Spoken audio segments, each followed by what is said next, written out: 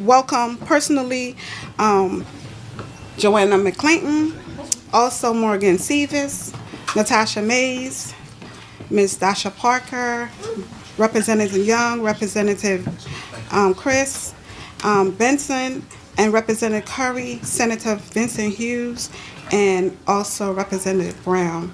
We are here for this exciting time. I am so honored to be a part of this whole Natural Crown. One of the things that I thought about was being the owner of Island Design for the last 24 years has been exciting, but this is amazing.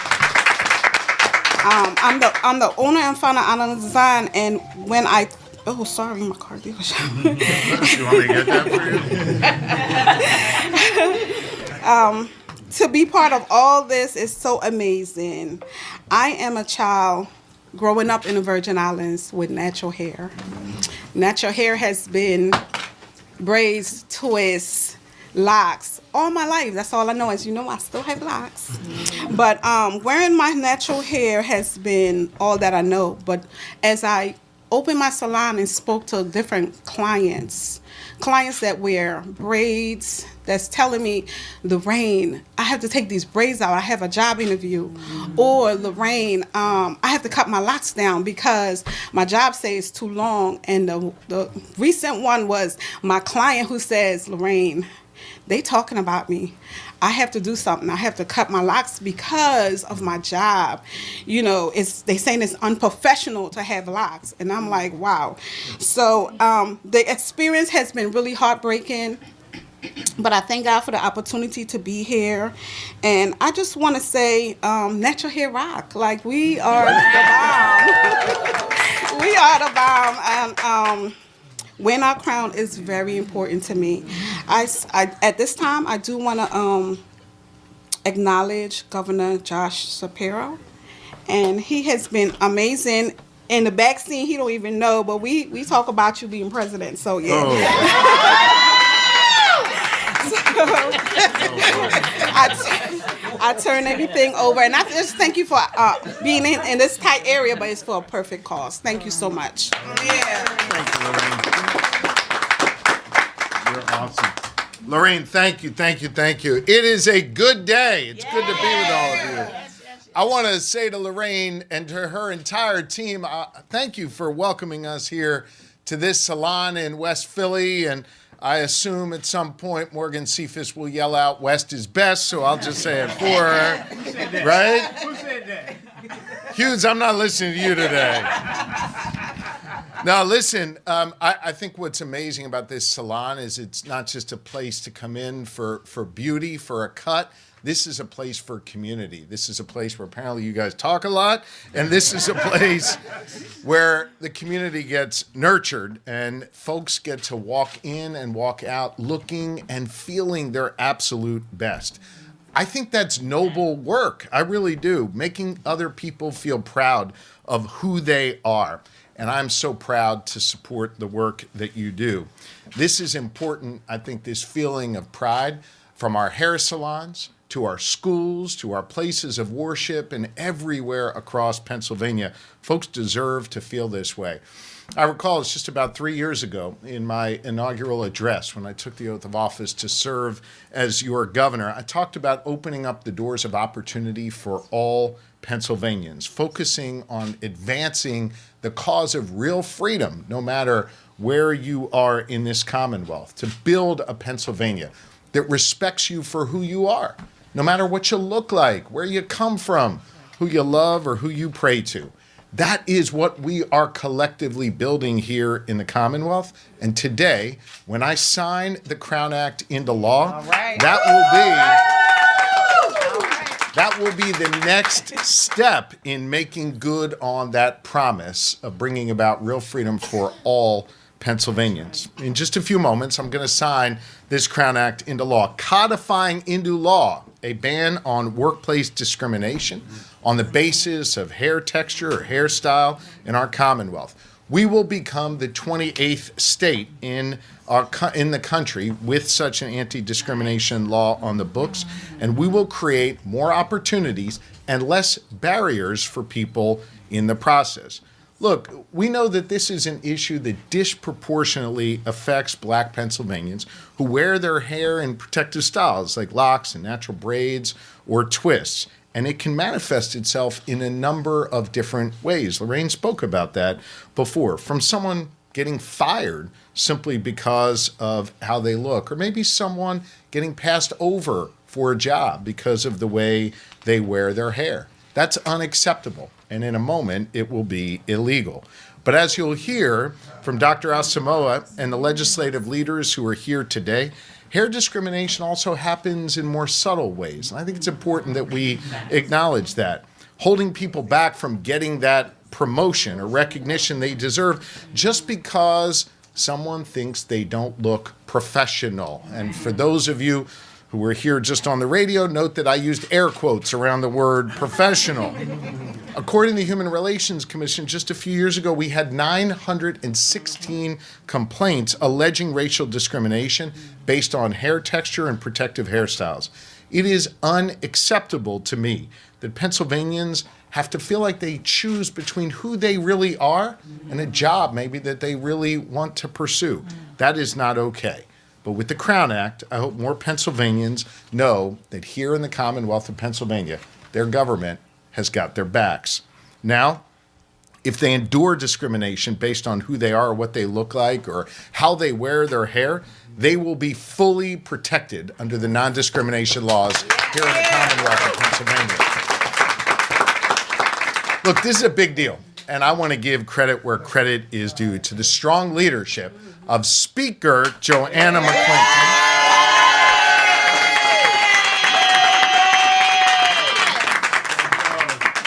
And of course, Representative Latasha Maize.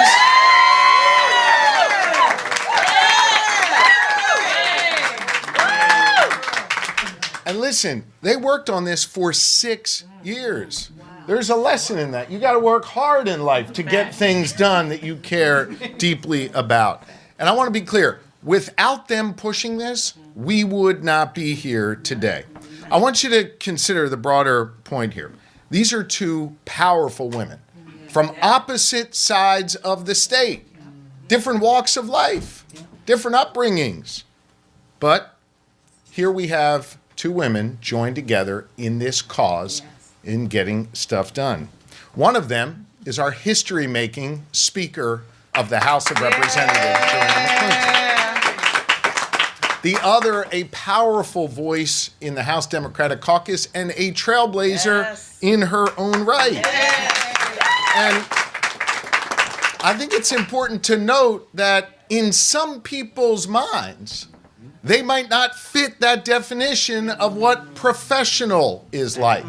But listen, they are not only professional, they are powerful. And they are looking out not just for themselves, but little girls and others all across Pennsylvania who just want a fair shot, who don't want to face discrimination, and who want real freedom and real opportunity. And thanks to these two leaders, that is exactly what they are getting. And we are grateful to both of you. More Pennsylvanians will have more freedom because of Representative Maize and Speaker McClinton. Look, we know that there is a lot more work to do to build a more inclusive society here in the Commonwealth of Pennsylvania. You know, for my entire career in public service, I've been focusing on non-discrimination protection at our state level, and we have more work to do in that realm. And I'm going to continue to do that work, as I know every single member who's standing with me here will do, bringing together lawmakers from both parties to ensure Pennsylvania remains a place where everyone is welcome and everyone is respected and everyone feels as though they belong, no matter what you look like, where you come from, who you love, who you pray to, or how you wear your hair. You belong here in the Commonwealth of Pennsylvania. All right. As I prepare to yield the microphone, I do just want to say a word to all of you, and especially to Minister McClinton. You know, she moonlights from the church pulpit, and so it's a little hard for me to, quote scripture near the minister, but I know a little something about that. And I think that Minister McClinton's work really embodies our shared faith. I was thinking about the book of Samuel on the way over here. Do not look at one's outward appearance, God commands us. Instead, God teaches us to look at the heart. That's right. And I think it is important that we have more laws on the books that force people not to slice and dice our community into different segments or sections, not to dismiss people because of how they might look and how someone might perceive that, but instead give us an opportunity to look at people's hearts, give us an opportunity to look at their spirits, give us an opportunity to see people for who they really are. That is what Representative Maize and Speaker McClinton and all of these representatives up here accomplished today. Not just greater protections for all Pennsylvanians, but more of an opportunity to look in people's hearts. And that, to me, is a real blessing. And so I am privileged and pleased to be here today. In a moment, you're going to help me put my name on that, which turns it into law in Pennsylvania, which is pretty cool. But before that, I want to introduce Dr. Ajoa Asamoa, who's going to share a few words, followed by the two great leaders who we have here today who made this possible. Then I'll sign this into law and come up and take a few questions. Thank you all very much. This is a great day here in Pennsylvania. Doctor? Well, first, let me say thank you, Governor, for recognizing that this is not just about hairstyles versus extending statutory protection to hair, in addition to full inclusion in the Commonwealth. Good morning. I am Dr. Ajoa B. Asamoa, and I am known as the Crown Act champion and scholar. All right. If the smile does not give it away, I am overjoyed to be here today, especially to enact something that is so near and dear to my heart. In the city where I have lived and grown, and not too far away from my alma mater, Temple University, that helped prepare me to do the work I have done since I left the nest. This public policy campaign is my brainchild, in a nationwide effort I have led since 2018, determining it was necessary to change the law to help redress the long-standing and problematic practice of racial discrimination in the form of hair discrimination. I subsequently developed the national legislative, social impact, and coalition building strategies for this movement, because for too long, a myopic notion of professionalism and Eurocentric standards of beauty have perpetuated racial inequity and exclusion. Too many Black children have been suspended and missed what should be valuable instruction time because their hair, worn in ways that are aligned with their racial identity, have been deemed a violation of school rules. Say that.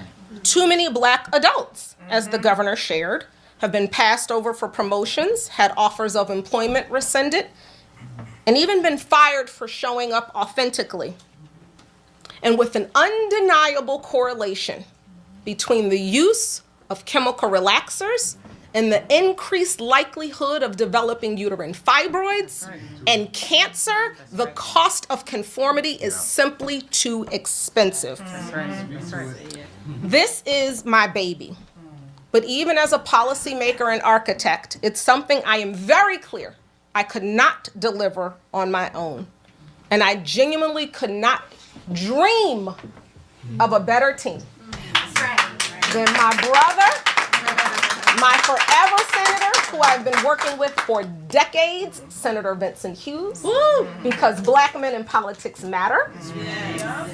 To my dear sister in service, who I am thrilled to call Madam Speaker, and to my sister in social action, better known as my soror, Representative Latasha D. Maize. Sounds like a meeting coming up. There is a chapter meeting coming up.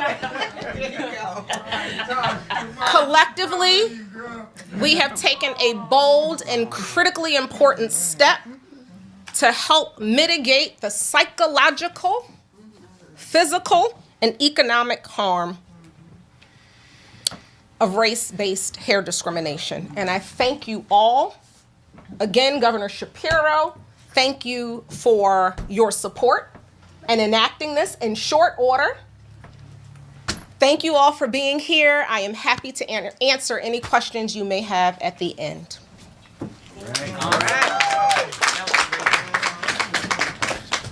All right, now listen. The House of Representatives is divided by literally one vote between Democrats and Republicans. Every single representative up here is the deciding vote. And every single representative up here was not only a deciding vote on policy, they were the deciding vote on the first vote you cast on the first day of every session. And they chose to vote to make Joanna McClinton of Philadelphia the Speaker of the House. That's right. Think about that. Yeah. They chose to make her the Speaker of the House, and she chose to make the Crown Act a priority. That's right. That would reach my desk. And so, ladies and gentlemen, think about that. Think about not just our history-making speaker, but the actions that each one of these representatives took to put her in that position of power and authority to get this bill to my desk. Ladies and gentlemen, the Speaker of the House, your neighbor, Joanna McClinton. Thank you, Governor Shapiro, for that warm welcome. Thank you to my neighbor, Miss Lorraine, who 9 years ago, when on a real whim, honestly, I was giving myself a heat-free October. That's all it was. You know, anybody who's always known me before this job especially, every 6 weeks on 60th Street, I had a fresh perm. I saw Miss Marquita routinely because it was no other way to go into court, Senator Hughes. I mean, I was already fighting for people's lives, literally. So I thought, and it was my understanding, for me to have the respect of the judge and of the jury, that I needed to look a certain way every single day. My clients, my colleagues at the Defender, they never saw anything that you all see now. They probably shocked, like, what happened to her? She lost her flat irons? Is her power's on in the house? What's going on? But I'll tell you, 9 years ago, it was on a whim that I said, I'm just gonna have a heat-free month, and I'll see where it takes me. And it wasn't supposed to take me anywhere except back to my stylist at the time the next month. But somehow a neighbor of mine, and I tell him this when I see him, he says, you know, your hair looks really nice like that. You don't have to wear it straight. And it was that conversation at 61st in Baltimore that gave me the confidence to try something new for myself. And I had no idea at the time that there would ever be an opportunity to change the law in the Commonwealth of Pennsylvania. I'll tell you, and may she continue to rest in power. The biggest critic, Governor, was my granny. My granny said, now, what's your constituents say about all of this? That's right. And I'll tell you, my mother, when I left the house, said, now, what's this law really going to do? How is it going to really help people, and how is it going to change things in Pennsylvania? And I had to run because I was a little late. But Mom, if you're watching, this is going to help people by making sure that wherever you work or wherever you're applying for a job, they can't look at your hair and size you up, not based on your qualifications and all of the professional development you have and all of your education. They will not look at your hair and decide you can't work here. That's right. They will not look at your hair and decide you don't belong in this C-suite. Right. They will not look at your hair and say you can't be in the boardroom. Right. So I don't know if the headlines get to heaven, but if they do, I hope my grandmother gets to see this moment. Because this is an exciting time. And I'll tell you, when my colleagues made that vote, I didn't do like all the men speakers ahead of me and hold on to my bills. I say that in the mic. Because that's what they did. Right. Many times we voted on prior speakers' legislation. Right. I understood that I had been working with Representative at the time, State Rep Summer Lee. She's now in Congress. I tell you, I've been working with her for a while, but when we had a trailblazer elected from West Philly, but in Pittsburgh, Representative Latasha D. Maize, a woman that I had worked with for so long on important issues like dignity for incarcerated women, Representative Cephas, on important issues like reproductive justice, on important issues like the Pennsylvania Black Maternal Health Caucus. I said, I'm not going to be greedy. You all already gave me a big job with a lot of work. I want to make sure I pass the baton to someone who is going to do the work. And I'll tell you, Tiffany, I thought we had done something with our presser in 2022. You know, it was all cool. We had the signs. But ma'am, Representative Maize stepped it up a notch all the way. She hit the gas. She developed the Crown Act Coalition. Every time I saw her, she said, when are you coming back to Pittsburgh? Because we're going to have another event. I said, another one, Rep Maize? I mean, my schedule a little tight. You know, I got things to do when I go all the way out. She's like, no, we're going to organize this and we're going to do it. And I am so very proud of the coalition she built. And they could not all fit here, so we will be back for another celebration. Don't be slighted if you came up in March with us and held a sign. We're coming back for you with a bigger location in Harrisburg, Governor. And in Pittsburgh. You're going to stay on the road with this one. Just put it out there. But we are excited. So I just wanted to bring my goddaughter here, Laurel Sarai, because for a long time, she's been on my screensaver, and the governor's my witness. We were having a discussion where there were no cameras and no press and no people. And I said, this is Laurel. She wears beautiful locks. And before she's old enough to apply for a job, I hope we can change the law in Pennsylvania. That was just 3 weeks ago. You know, people ask what changed, what happened. I'm not going to say what happened, but Laurel, you had to be here because you were a part of my advocacy. And reaching across the aisle, across the building. And with that, I am proud to turn the baton over to my sister rep, Representative Latasha D. Maize, the prime sponsor for the Crown Act.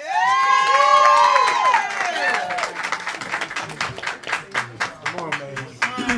Come on, Maize.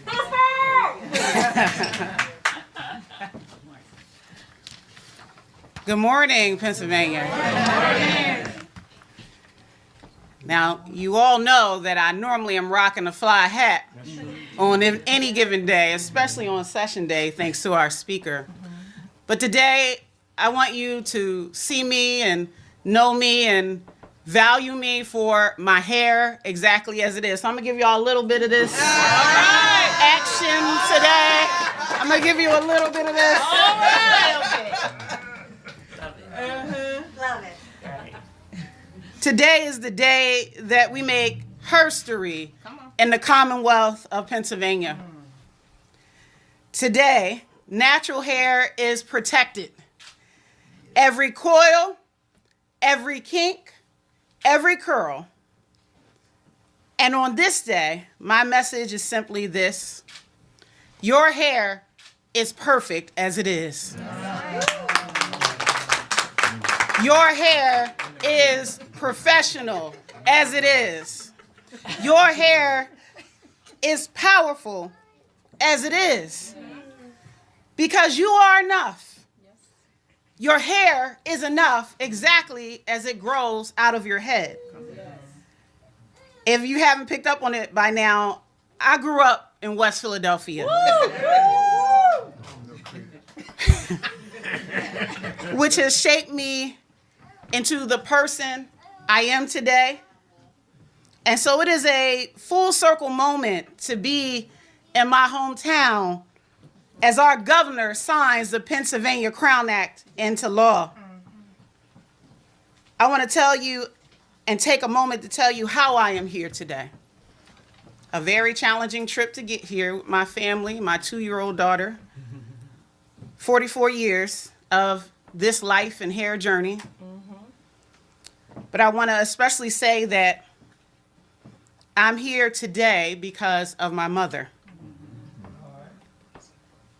All that I am as a person, as a mother, as a leader, as an organizer, and as a legislator is because of my mother, Charlotte Denise Stroud. Now, as the work of Dr. Asamoa was beginning in 2018, my mother passed away. But her entire life was dedicated to service, to family. And I want to take a moment to acknowledge my family members that are here today. My aunts and my uncles and my cousins are here. Of course, I need to acknowledge and share my unending and unabounding love for Dr. Heather Lauren Real, my wife, my mother-in-law, Cynthia Real, and the queen herself, Charlotte Real Maize, who is named after my mother. My mother gave me my fight. She always told me I could do anything, and I believed her. And that's how I move in this world. I wish with all my heart that she could be present with us today, but I know that she would be proud that we are about to sign into law the Pennsylvania Crown Act. As mother and daughter, we struggle with our hair. It is as complex as the story of Black people and our story in this nation, especially for Black women and girls in America. As a single mother, it made sense that she would relax my hair with the Just For Me Kitty Perm Kit. Y'all know what I'm talking about? Yes. Or as we practice our faith, to hot comb my hair on high holy days like Easter. Speaker. And if you have the cultural and collective shared experience, you not only hear what I'm talking about, you know it, and you can hear the sound of the sizzle from the hot comb. Or to get me and my brother out the house to play, 2 cornrows or 2 braids down the side with the part in the middle and the barrettes on the end, so we could play outside until the street lights came on. For her, my mother had a perfect mushroom in the 1980s. Then she turned to the curls held up by a stretchy bandana, West Philly style. And then she turned to the one braid with the weave ponytail and the curls at the end. And later in life, a full array of wigs that all had different names. So I went natural in 2002, much to my mother's dismay, because she was like, now how are you going to get a job now? How are you going to take over corporate America now with your hair like that? She was there when I had to make choices about braids or wear my natural twists when I was applying for my internship at Pico. And until her last day, she still called my locks braids. I was like, Mother, this isn't going to change, and I need you to know these are locks.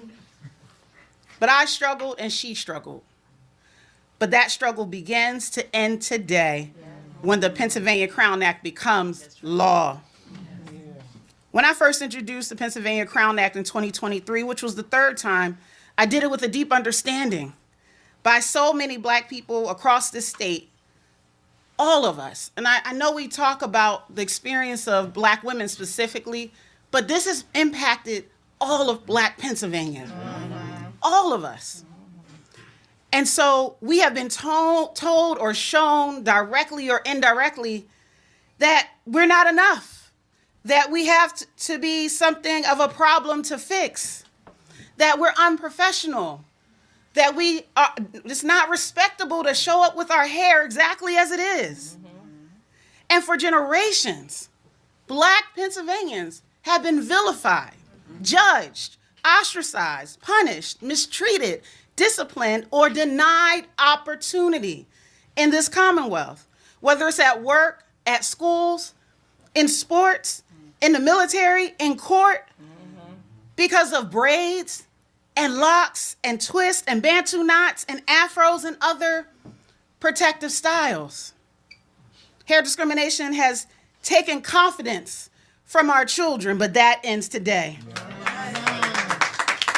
Hair discrimination has taken dignity from workers, but that ends today. It has taken access to economic opportunities, hopes, and dreams, but that begins to end today. Pennsylvania joins a growing movement across this nation to say that who you are, your most and highest authentic self, is enough. And the movement that started it all was the National Crown Act movement. So I have to acknowledge and honor Dr. Ajua B. Asamoa and the tireless work It is not, it's no small thing to come up with an idea and make it a reality. I've done it before. I understand what it takes. But she created a force for good in Pennsylvania and all across this nation. And I want to thank Dr. Asamoa for this movement that allows us to be ourselves. I want to thank our Congressmember Summer Lee, and I want to thank our good Senator Vincent Hughes. They picked up this fight in the House and the Senate. And our Congressmember from Allegheny County, where I represent, she's gone on to Congress, but we want to acknowledge the work that she did and that she laid the foundation. And I want to acknowledge Senator Hughes because he was the clear voice in the Senate about this needing to happen and was at the beginning of this journey in our Commonwealth. And so I want to thank Congressmember Summer Lee and Senator Vince Hughes. Can we please give them a round of applause? We need the Ball brothers. We definitely need the Ball brothers and the Crown Act movement.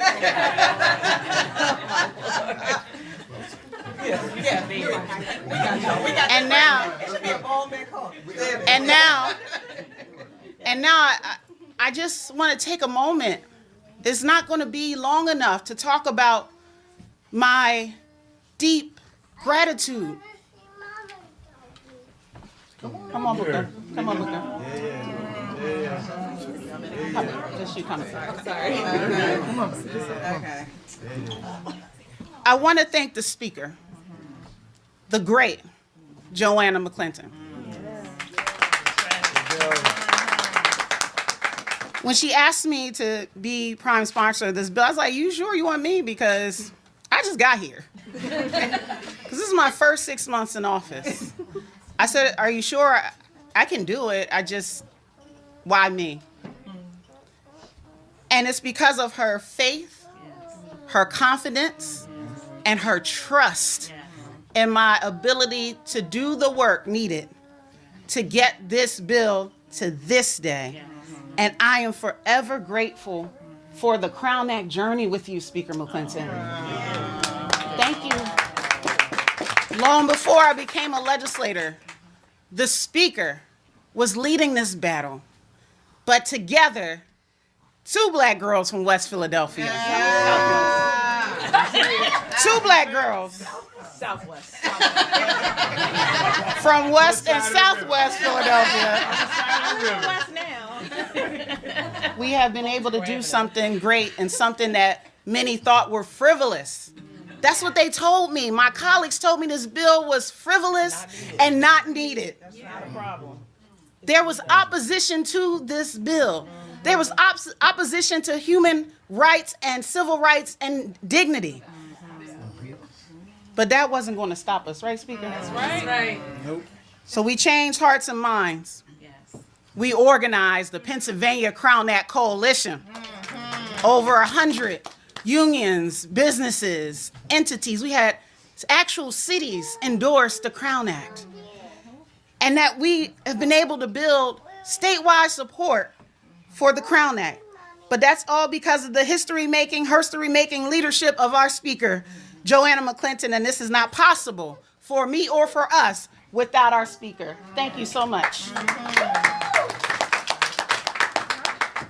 And with the signing of the Crown Act, we expand our civil rights protections and affirm a simple truth. We all deserve to show up as our full, free, and authentic selves. This law is a reflection of the power of our community. Again, I want to thank the Crown Act Coalition. I want to thank the PA Legislative Black Caucus in the building. Absolutely. I want to thank every member of the General Assembly who voted yes, because if you don't remember, the vote was 44-3. We only need 26, so that means this was a bipartisan effort. Every legislator who did any piece of this to help me and the speaker get this across the finish line, I love you and I thank you for everything that you have done. Governor Shapiro. Now we need to work on your natural hairstyle for 2026. I'm heading toward views. Miss Lorraine. We're going. You got nothing for We're me? going to help our dear governor with his natural hairstyle, but he has elevated the Pennsylvania Crown Act. That's why we're here today. And that's why we're prepared to continue to spread the good news of the Pennsylvania Crown Act, because it takes a House, a Senate, and a governor's signature to end race-based hair discrimination. Governor, I thank you. Thank you for all the ways you show up. Thank you for supporting laws that help us to be our greatest and best and the most authentic selves. We are changing Pennsylvania today. Yes. We are changing it for my daughter, she's 2, but she would have faced some form of race-based discrimination by the time she was 5 years old. We are changing the trajectory of the future of our children. That's why this bill is necessary. That's why this bill is not frivolous. That's why this bill is needed today. As we stand here with pen in hand, let us remember our work is not done. Our goal as legislators and policymakers and elected officials is to make this Commonwealth more fair, more just, and more free. That is our charge today. So for every child, every worker, every person who faced an indignity because of race-based hair discrimination, that ends today. For every opportunity and dream deferred, we reverse the course of history and herstory. We create the future that we want for Pennsylvania, that we need for Pennsylvania. Every curl, every kink, every coil, every strand of natural hair is now protected. That's right. I want to thank my staff in Harrisburg and in Pittsburgh, all the staff of all of our colleagues, and every person who told their story, every person who shared their experience, everyone who had the courage to call in and make the complaint about hair discrimination. This moment is for you. This moment is for my 2-year-old daughter. This moment is for my mother. This moment is for all of us. Right. It is time to sign the Pennsylvania Crown Act. All right. Sign that bill, Governor. Come on. I'm going to sign it. I want to say, I want to say something. I'm not going to respond to the shot about my hair. I'll leave that to Hughes to back me up. No, listen, I thought there was a beautiful moment as you were speaking about your mother, who I really felt like I got to know through your words there. And your daughter cried out a little bit, and I saw her come and play with the back of your hair. I thought to myself just how beautiful from generation to generation your life story goes, that here your mother, would flatten your hair, would put you through that experience that helped you grow and helped you decide you wanted to do something about that. And now think about the world that your 2-year-old daughter is going to grow up in. That's good work. That's a beautiful thing. Good And your work. mother is smiling down. Absolutely. Your mother is smiling Thank you. down. And the second thing I want to say is the speaker's grandmom is smiling down too. And by the way, the speaker's grandmom may not be just smiling today, but about 2 weeks ago, I think I can tell this tale at a school here a little bit, when we were sitting there in those tough negotiations, and the speaker sat up at the table as we were getting close to the end of that process and said, I want the Crown Act passed. And she faced a significant amount of Heismans there saying, no way. That's right. And the speaker persisted. That's right. And I think that's when your grandma was smiling down, because you took the power. You took the power that these people gave you, and you used it to give back to people like Laurel and others. And I really admire you for that. I really do. Now let's sign this into law, okay? There you go. So Laurel, I want to show you this. This is all the words here, okay? You see that's Representative Maize right there, and you know who that is. That's Speaker McClinton. And these are all the words that make up the new law here. Okay? It says you can wear your hair however you want to wear it here in Pennsylvania. And it passed in the House of Representatives, right? Passed in the Senate. And now the law says if I sign my name to this, it becomes law in Pennsylvania. So should we do that? Yeah. Here we go. I always got their back. Good law. Good law. Good trouble to get good law. Hey, there it is. Thank you, Governor.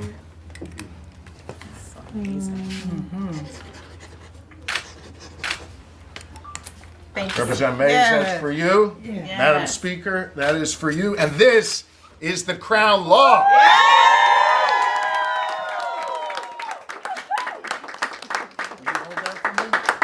Get stuff done. Yeah.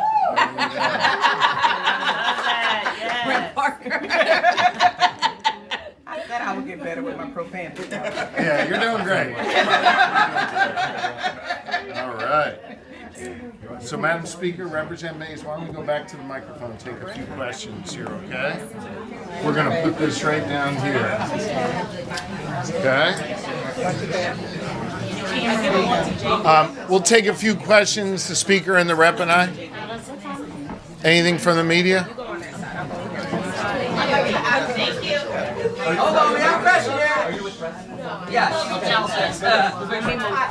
It's good to see you. Yep. I'd like to ask Dr. Asamoa, as well as you, the Speaker, Senator Hughes, where efforts stand in terms of passing this for a federal law, and then if there's any concern whether that federal attempt could be challenged even further, given the current presidential administration, and even challenges to state law given that administration. Well, I'll tell you about this here in the state. This is law. I don't care what Donald Trump says. We make the laws here in the Commonwealth of Pennsylvania, and we will protect the Crown Act. As for federal law, Dr. Asamoa, anyone else want to jump in on that? We took great care in developing the bill text, and the language can withstand any judicial scrutiny. It has been introduced in the United States House of Representatives and has passed twice. It has been introduced in the Senate by our neighbor, my dear friend, Senator Cory Booker and Congresswoman Bonnie Watson Coleman, both neighbors in New Jersey. It will not be challenged, at least in any way that is effective, because again, it was written with great care. So it is my hope that we will be able to move it. It has bipartisan support in both houses, both the lower chamber and higher chamber in Congress, but I will not dismiss I think what it is that you were talking about in terms of the climate in D.C. where I currently live. And so there are challenges, but I will not rest until the Crown Act becomes the law of the land. All right. Can I just clarify just one thing? Is this part of the budget package that was passed after the stalemate in the Pennsylvania House? No, this is a standalone bill that I've been working on for 6 years. So 6 it years. wasn't part of a package deal to say, like, we'll vote No, for this. it's a standalone bill, and I passed the baton to Representative Maize in 2023, and she's the prime, I'm the co-prime sponsor, and we've done a lot of groundwork over the last 2 years to get us to this point. It passed in the House overwhelmingly with bipartisan support, when the prior speaker had told me the caucus Republicans would not vote on anything that had to do with race. They didn't want to touch it, but there was overwhelming support. Yes. And then when the Senate finally called it up, both in their state government committee and their appropriations committee and on the floor of the Senate, there were so few no votes. It's incredible. Bipartisan support. And what I shared with my colleagues across the aisle, across the building, is there's not a county where people of color are not in Pennsylvania and cannot be positively impacted by this change in the law. So how will this be enforced? Will there be sort of like a hotline people can call to report discrimination, or? Go ahead. So what House Bill 439 does is it amends the Pennsylvania Human Relations Act. So just like other discrimination complaints will be filed with the commission, the PA Human Relations Commission, the same would happen for our bill, because now hair discrimination is part of the protected class of race, which is in the PA Human Relations Act. Mm-hmm. So they could call their statewide Pennsylvania Human Relations Commission, and there are also satellite offices all across the state. Time for two more, guys. Anything else? All right. Happy Thanksgiving, everybody. Good job. Good job. That was beautiful what you said about your mom.